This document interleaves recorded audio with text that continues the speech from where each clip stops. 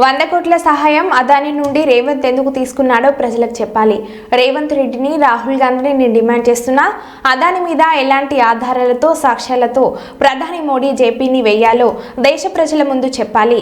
భారత ప్రభుత్వం పొరపాటు చేస్తుందని కాంగ్రెస్ పార్టీ నిరూపిస్తుందా? అదాని విషయం మాట్లాడేటువంటి నైతిక హక్కు రేవంత్ రెడ్డికి లేదు.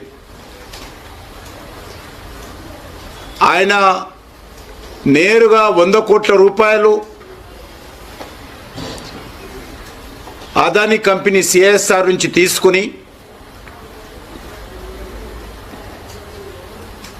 ఏ రకమైనటువంటి ఒప్పందం చేసుకుంటూ ప్రజలకు చెప్పాలి. ఎందుకోసం అదాని దగ్గర 100 కోట్ల సహాయము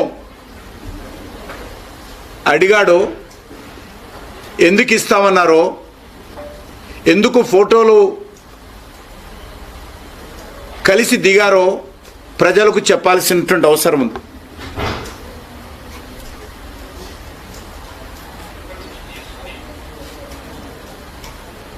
అదానిపైన జేపీసీ వేయాలి.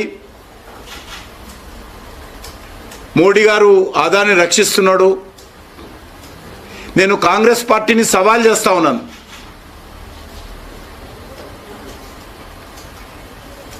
అది రేవంత్ రెడ్డి కానీ రాహుల్ గాంధీ కానీ ఏ ప్రాతిపాదికన అదానిపైన చర్యలు తీసుకోవాలో ఏదైనా ఒక్క సాక్ష్యం చూపించాల్సిందిగా కోరుతా ఉన్నాను. ఏ ఒక్కటి కూడా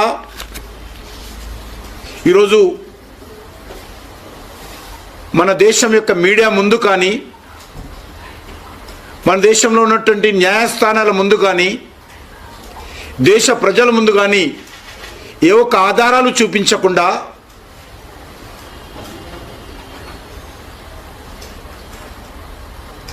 గత పార్లమెంట్ ఎన్నికల్లో,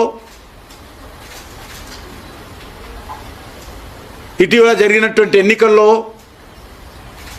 వరుసగా ప్రజా వ్యతిరేకతతో విశ్వాసం కోల్పోయి వరుసగా గత 10 సంవత్సరాలుగా అనేక ఎన్నికల్లో ఓటమి పాలవుతూ ఈరోజు మళ్ళీ అదాని మాట మాట్లాడడం చాలా విడ్డూరంగా ఉంది. ఏ ఒక్కటైనా భారత ప్రభుత్వం పొరపాటు చేసిందని, భారత ప్రభుత్వము అవకతవకలకు పాల్పడిందని ఈరోజు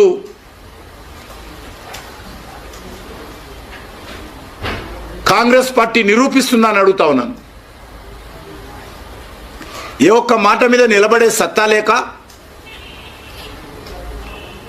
ఏ ఒక్క సమస్య మీద ఆధారాలు లేక